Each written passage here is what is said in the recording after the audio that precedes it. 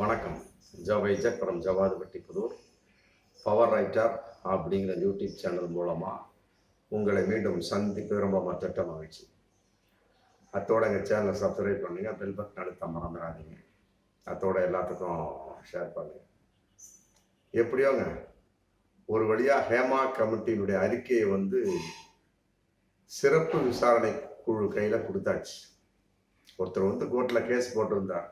ஆளுக்கு ஒன்று சொல்லிட்டு கிடக்கிறாங்க. ஒருத்தர் 400 பக்கங்கிறாரு, ஒருத்தர் 299 பக்கங்கிறாரு, இன்னொருத்தர் பென் டிரைவில் இருக்குது அப்படிங்கிறாரு. அதெல்லாம் கிடையாது. எத்தனை பக்கம், என்ன சமாச்சாரம்? இந்த விசாரணை என்பது நடைபெற்றால் முழுமையாக விசாரிக்கப்பட வேண்டும். அப்பதான் பாதிக்கப்பட்ட நடிகைகள் ஒழுங்காக தங்களுடைய வாக்குமூலத்தை தர முடியும். மற்றபடி அதன் மூலமாக எந்த நடிகர்கள் பாதிப்பை ஏற்படுத்தினார்கள் அப்படிங்கிறத கண்டுபிடிச்சு அவர்களுக்கு தண்டனை வாங்கி தர முடியும். இதுல ஒரு விஷயம் இருக்கு. கடைசி வரைக்கும் அந்த நடிகை கரெக்டா இருக்கணும். அந்த கேஸ் முடிகிற வரைக்கும். இடையில புத்தி மாறிட்டாலும் அந்த கேஸ் ஒண்ணும் இல்லாம போயிடும். அது மாதிரி பல கேஸ் போயிருக்கு. போக்சோ சட்ட கேசஸ், மற்ற பாலியல் வன்முறை சட்ட கேசஸ்ல ஏகப்பட்டது போயிருக்கு. அவங்களுக்குள்ளே ஒரு சமாதானத்துக்கு சரி ஆனது ஆகி போச்சு, போயிருப்பாங்க, இப்படி ஏதோ ஒரு விஷயத்த பண்ணி விட்டுருவாங்க. அந்த மாதிரிலாம் இருக்கக்கூடாது பொறுத்த என்ன பண்ணிட்டாங்க, ஒருத்தர் கோர்ட்டில் கேஸ் போட்டாங்க. இந்த மாதிரி ஹேமா கமிட்டி அறிக்கை ஓகே, எத்தனை பக்கம், மற்றபடி ஆளாளுக்கு பேசிட்டு இருக்காங்க. அதை கேரளா ஹைகோர்ட்டில் ஒப்படைக்கணும் அப்படின்னு சொல்லி போட்டு கோர்ட்டு போட்டோம்னா இப்போ ஹைகோர்ட்டில் ஒப்படைக்கப்பட்டு அவங்க சிறப்பு விசாரணை குழுவிட்டு ஒப்படைச்சிட்டாங்க. முடிஞ்சு போச்சு. இப்போ அவங்க படித்து பார்க்குறாங்க. 3896 பக்கங்கள் கொண்ட அறிக்கை. 400 பக்கம், 300 பக்கம், 500 பக்கம் அப்படின்னாரு. அப்புறம் நடிகர் சரத்குமார் 160 பக்கம் தான் படித்தேன் அப்படின்னாரு. இந்த மாதிரிலாம் பலவிதமான கருத்து. ஆனால் இன்னைக்கு உண்மை வெளிவந்துருச்சு. 3896 பக்கங்கள் கொண்டது ஹேமா கமிட்டி அறிக்கை. அந்த ஹேமா கமிட்டி அறிக்கை ஃபுல்லாக சிறப்பு விசாரணைகள் படித்து பார்த்த வகையில் ஏகப்பட்டது. அதில் குறிப்பாக பிரபல்யமான நடிகை, ஒரு 20 நடிகைகள் அதிகமாக மிக மோசமாக பாதிக்கப்பட்டிருக்கிறார்கள் அப்படின்னு ஒரு தகவல் இன்னைக்கு வந்துகிட்டு இருக்கு. பாதிக்கப்பட்டிருக்காங்க, முடிஞ்சு போச்சு. அதுல என்ன கடுமையான பாதிப்பு, மிக மோசமான பாதிப்பு, லேசான பாதிப்பு? கையை தொட்டாலே பாலியல் வன்கொடுமை, பாலியல் சீண்டல், முடிஞ்சு போச்சு. கற்பழிச்சா என்ன, கையை தொட்டானே, எல்லாமே ஒண்ணுதான். கற்பழிச்சா அது பாலியல் வன்புணர்வு, கையை தொட்டா பாலியல் சீண்டல், எல்லாத்துக்குமே போக்சோ சட்டம் தான். அப்புறம் அதுக்கு தகுந்த மாதிரி பிரிவின் கீழே நீதிபதியா அவங்க தீர்ப்பு சொல்லுவாங்க. இதான் விஷயம். மற்றபடி பாலியல் சீண்டல், பாலியல் வன்கொடுமை, பாலியல் வன்புறம், முடிஞ்சு போச்சு. இதுல கடுமையாக பாதிக்கப்பட்ட நடிகைகள், மிக மோசமாக பாதிக்கப்பட்ட நடிகை, அப்படி பிரிக்கவே கூடாது. ஆமா, சிறப்பு விசாரணை குழுவை பார்த்து நான் சொல்லக்கூடியது, அந்த மாதிரி விசாரிக்காது. முடிஞ்சு பாலியல் சீண்டல், பாலியல் வன்கொடுமை, பாலியல் வன்புணர்வு, முடிஞ்சு போச்சு. எல்லாமே ஒரே கேட்டகரி. என்ன தண்டனை அதை நீதிபதி ஐயா அவங்க பார்த்துக்குவாங்க. போலீஸாருடைய விஷயம் இது. அரெஸ்ட் பண்ணி உள்ள கொண்டு போறது. சிறப்பு விசாரணை குழு ஒப்படைக்கிறது. அதுக்கு தண்டனை கொடுப்பது நீதிபதி அவங்க. அவ்வளவுதான், முடிஞ்சு போச்சு. அப்புறம் அதுக்கிடையில யாருமே தலையிட முடியாது. இதுக்கிடையில மீண்டும் அவர்கள் யார் யார் பாதிக்கப்பட்டிருக்கிறார் குறிப்பிட்டிருக்காங்க பார்த்தீங்க, அதை மீண்டும் அவங்க மீண்டும் விசாரிக்க வாக்குமூலம் வாங்க போறாங்க. அப்படி வாக்குமூலம் வாங்க போற சமயத்துல எத்தனை பேர் மீண்டும் அதே மாதிரி பதிவு செய்வார்கள் அப்படிங்கிற ஒரு கேள்வி இதுல இருக்கு. ஃபர்ஸ்ட் சொல்லிட்டாங்க, 2017 விசாரிச்ச வகையில அந்த ஒரு கமிட்டிட்ட சொல்லிட்டாங்க. மீண்டும் சிறப்பு விசாரணை குழு விசாரிக்கிற சமயத்துல இது உண்மையா பொய்யா அப்படிங்கிறப்ப அந்த நடிகை எங்க இருக்கிறாங்க, எந்த ஊர்ல இருக்கிறாங்க, அன்னைக்கு 2017 கொடுத்த செல்போன்ல தான் அவங்க இருக்கிறாங்களா, இன்னைக்கு அடுத்து சுவிட்ச் ஆஃப் செய்யப்பட்டிருந்தோம் அப்படின்னு வரும். அப்புறம் இந்த சிறப்பு விசாரணைக்குள்ள என்ன பண்ண போறாங்க? அதெல்லாம் பலவிதமான கேள்விகள் இருக்கு. அப்புறம் அவங்களே கூட்டு திருப்பியும் வாக்குமூலம் கொடுத்தோம்னா இல்லைங்க அப்படிங்க இப்படின்னு சொல்லிட்டு லைட்டா நெளிவாங்க நடிகைகள். இதெல்லாம் பலவிதமா விசாரி. அதனால கொடுக்கப்பட்ட விசாரணை வைத்தே நடவடிக்கை எடுக்கலாம். ரெண்டாவது அவர்கள் விருப்பப்பட்டால் அப்படிங்கிற விஷயம் இதுல இருக்கு. நடிகைகள் இது இப்படி குறிப்பிடப்பட்டிருக்கு, அவ்வளவுதான். அவர்களா முன் இந்த நடிகர் மேல எனக்கு வழக்கு தொடுங்க, அந்த நடிகர் மேல எனக்கு வழக்கு தொடுங்க, அவர் அங்க கையை பிடிச்சாரு, காலை பிடிச்சாரு, முத்தமிட்டாரு, படுக்கைக்கு அழைத்தாரு, அட்ஜஸ்ட்மெண்ட்டுக்கு கூப்பிட்டாரு, ஏன்னா ஆமா முத்தம் கொடுத்தாரு, அங்க தொட்டார், இடுப்பு கிள்ளினார், மார்பை, ஏதோன்னு பாலியல் சீண்டல் அதனால வந்து அவர் மேல வந்து நடவடிக்கை எடுங்க அப்படின்னு சொல்லிட்டு சொல்லக்கூடிய ஒரு சூழ்நிலை தான் இன்னைக்கு இருந்துட்டு இருக்கு. எடுத்த உடனே சிறப்பு விசாரணை குழு வந்து உடனுக்குடனே அவர்கள் சொன்னாங்கன்னு சொல்லி போட்டு உடனுக்குடனே ஆக்ஷன் எடுக்கக்கூடிய அளவுக்கு இன்னைக்கு அந்த சிறப்பு விசாரணைக்குள்ளே சொல்லிட்டாங்க. அவர்கள் முன் வந்தால், யார் யாரெல்லாம் குறிப்பிட்டு சொல்லப்பட்டிருக்கு அவர்கள் முன் வந்தால் நடவடிக்கை எடுக்கப்படும். ஆமா, அவ்வளவு முடிஞ்சு போச்சு. அப்ப என்ன ஆச்சு? நடவடிக்கை எடுக்கல அப்படின்னா ஹேமா கமிட்டி அறிக்கை என்பது ஒரு சம்பவங்களின் தொகுப்பு, அவ்வளவுதான், முடிஞ்சு போச்சு. சம்பவங்களின் தொகுப்புன்னு தான் பார்க்க முடியுமா சொல்லி அதை வந்து மிக பெருசா பார்க்க முடியாது. இதுக்கெல்லாம் விட இன்னொரு விஷயம், அப்படியே நடிகைகள் வந்து இப்படி செஞ்சார் அப்படி செஞ்சார் இப்படி சிறப்பு விசாரணைகள் வந்தாலுமே கூட அது எந்த அளவுக்கு உண்மைகளை மீண்டும் விசாரிக்க போறாங்க. ஆமா, அப்போ வந்து முரண்படக்கூடிய விஷயம் இருக்கக்கூடிய சமயத்துல நடிகைகள் எந்த அளவுக்கு பின்வாங்குவார்கள் அப்படிங்கிற விஷயம் இதுல இருக்கு.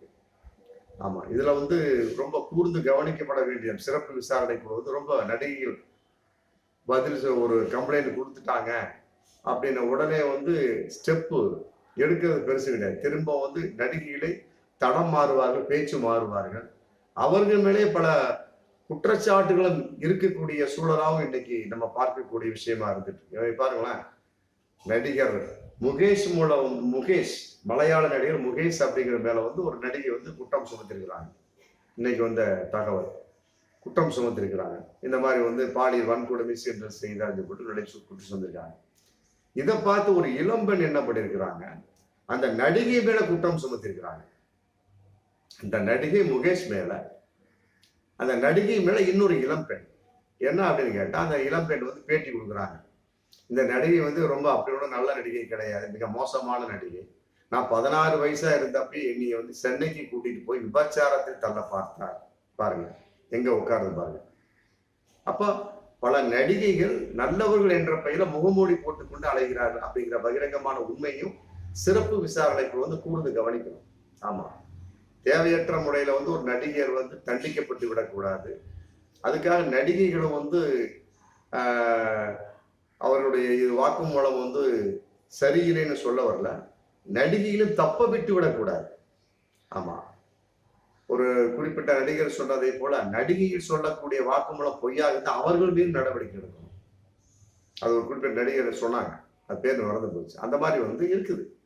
இப்போ நடிகர் முகேஷ் மேல கொடுத்த கம்ப்ளைண்ட நடிகை கொடுக்குறாங்க, அவங்க மேல ஒரு இளம்பெண் புகார் கொடுக்குறாங்க. அந்த நடிகை வந்து என்னை பாலியல் இதுல தள்ளினாரு, சென்னை துபாய்ன்னு சொல்லி போட்டு சிறுமிகளை வைத்து அவர் இது விபச்சார தொழில் செய்தார் அப்படின்னு சொல்லி போட்டு அவரும் நடவடிக்கை சொல்லி போட்டு இப்ப நடிகை மேல. அப்ப இப்ப நடிகை என்ன பண்ணுவாங்க, இப்ப திங்க் பண்ணுவாங்களா இல்லையா போலீஸார், என்னடா அது முகேஷ் நடிகர் மலையாள நடிகர் முகேஷ் மேல நடிகை வந்து புகார் கொடுக்குறாங்க, நம்ம அந்த நடிகை வந்து நல்லவன் நம்ம நினைக்கிறோம், ஆனா அந்த நடிகையை வந்து எவ்வளவு கெட்டவளுங்கிற இந்த இளம்பெண் புகாருக்குள்ள நம்ம தெரிஞ்சு போயிடுது. இப்ப யாரு நம்ம நடவடிக்கை எடுக்கிறது, யார் மேல? அப்ப முகேஷ் நடவடிக்கை எடுத்தாலும் இந்த இளம்பெண் சொல்லக்கூடிய குற்றச்சாட்டை சும்மா அந்த நடிகையும் நடவடிக்கை எடுக்கல. அப்ப நடிகை எந்த அளவுக்கு மோசமான ஒரு நிலையில் இருக்கிறார்கள். பலவிதமான நடிகைகள் வந்து முகமூடி போட்டுக்கொண்டு பல நடிகர்கள் பலவிதமான அவதூறு புகார்கள் கொடுக்கிறார்கள் அப்படிங்கிற விஷயம் எனக்கு தெரியுது. அதே மாதிரிதான் நிதின் பாலி அப்படிங்கிற ஒரு நடிகர் மேல வந்து ஒரு இளம்பெண் குற்றம் சுமத்துறாங்க. ஒரு 10 நாளைக்கு முன்னாடி எர்ணாகுளம் போலீஸ்ல குற்றம் சுமத்தக்கூடிய சமயத்துல டக்குன்னு பார்க்கக்கூடிய சமயத்துல இந்த சமாச்சாரம் அப்படிங்கிற சமயத்துல அவர் சொன்ன அந்த ரிப்போர்ட்ஸ் எல்லாமே வந்து பொய் அப்படிங்கறத வந்து வினித் ஸ்ரீனிவாசன், டைரக்டர் அருண் அப்படிங்கிற அப்பட்டமாவே சொல்றாங்க. டிசம்பர் 14, 15, 16 என்னை வந்து நிவின் பாலி துபாயில் வைத்து அவரோடு சேர்ந்து 5-6 பேர் வைத்து என்னை வந்து பாலியல் வன்கொடுமை கற்பழிப்பு செய்தார்கள் அப்படின்னு சொல்லிட்டு கம்ப்ளைண்ட் கொடுக்குறாங்க.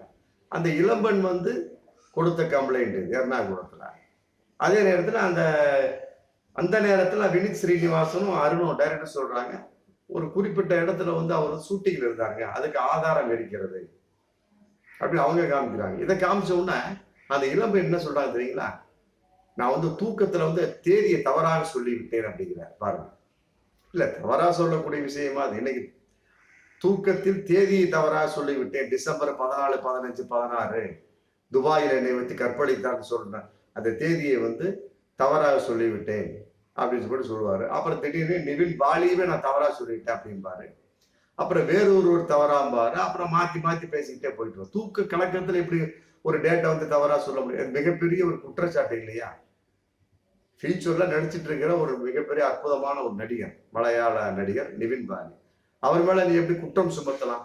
ரைட்டு, குற்றம் சுமத்துற ரைட்டு. டிசம்பர் 14, 15, 16 இன்னொரு பெண் ஒரு குற்றம், ஒரு இவரு அது அந்த குற்றச்சாட்டு பொய் என்று நிரூபிக்கக்கூடிய சமயத்துல தூக்க கலக்கத்துல இருந்து நான் சொல்லிட்டேன்னு சொன்னா, அப்ப நீ எப்படிலாம் வார்த்தையை மாறி பேசுவ அப்படிங்கிற விஷயம் இருக்கு இல்லையா? அதனால வந்து இந்த மாதிரி விஷயத்தெல்லாம் வந்து சிறப்பு விசாரணைகளை கவனிக்கணும். ஆமா, ரொம்ப இப்பயே ஒரு முகேஷ் மேல ஒரு விஷயம் வந்துருச்சு, அதன் மேல ஒரு இளம்பெண் புகார் கொடுத்தா முடிஞ்சு போச்சு. ஆரம்பமே பிளாப் ஆயிடுச்சு.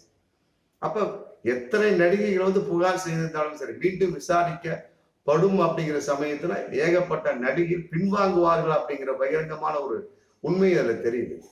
அன்னைக்கு சொன்னோம்ங்க, இன்னைக்கு இல்ல விட்டுருங்க, அப்ப என்ன பண்ணுவீங்க? அவ்வளவு ஒண்ணும் கிடையாது. அப்ப ஹேமா கமிட்டி வந்து சும்மா ஒரு டைலாக், வசனங்கள் நிறைந்த ஒரு 3896 பக்கங்கள் கொண்ட ஒரு புத்தகம், அவ்வளவுதான், முடிஞ்சு போச்சு. மற்றபடி யார் மேலும் நடவடிக்கை எடுக்க முடியாது. எடுத்தாங்க அப்படின்னா ஆதாரபூர்வமானு கேட்பாங்க போலீஸார், சும்மா கிடையாது. அதை விட நீதிபதி கேட்பாரு, ஏமா இந்த தேதியில இந்த நேரத்துல எங்க இருந்து அப்படின்னு கேட்பாரு. அவர் அதுக்கு தகுந்த மாதிரி நாங்க இல்லைன்னு சொல்லிட்டு அவர் ஆதாரத்தை ப்ரொடியூஸ் பண்ணுவாரு. இப்போ 2 கேஸ் வரும், அது போகும் ஒரு 10 வருஷத்துக்கு.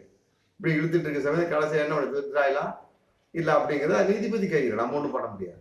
இந்த மாதிரிலாம் பலவிதமா கேஸ் இழுத்துக்கிட்டு போயிட்டு இருக்கிற சூழல். மற்றபடி அதுக்குள்ளே வந்து மனம் மாறி வேண்டாம் அப்படிங்கிற ஒரு சூழல் நிறைய வாய்ப்பு இருக்கு. பொதுவாக அந்த ஹேமா கமிட்டியில எத்தனை பேர் குற்றம் சுமத்தப்பட்டிருந்தாலுமே சரி, நடிகர்கள், அந்த நடிகர்கள் எந்த அளவுக்கு அவர்கள் தண்டிக்கப்படுவார்கள் அப்படிங்கிறதுல மிகப்பெரிய ஒரு கேள்விக்குறிதான். இப்பவே வந்து பல நடிகைகள் வந்து தன்னுடைய பொய்முகம் காட்டி விட்டார்கள், தன்னுடைய பொய்முகத்தை காட்டிட்டாங்க. இவங்கெல்லாம் பொய்யர்கள் அப்படிங்கிற பல நடிகைகள் தெரிஞ்சு போச்சு.